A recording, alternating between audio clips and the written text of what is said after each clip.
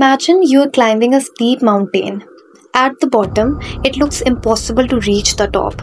But step by step, you start making progress.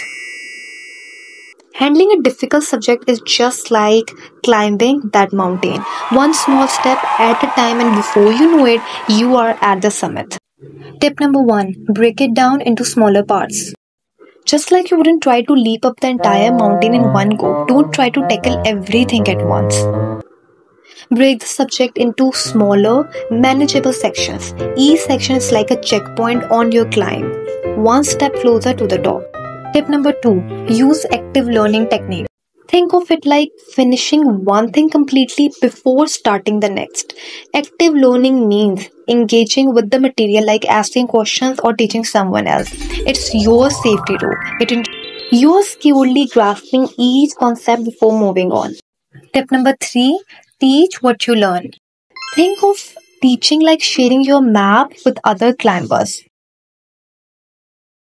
When you explain the route to someone else, you reinforce your own understanding of the path. Tip number four, seek help when needed. Even the best climber need a guide sometime. Don't hesitate to ask for help. It's like getting advice on the best route to take to avoid the toughest obstacle. Tip number five, stay consistent and patient. Climbing a mountain takes time, just like mastering a difficult subject.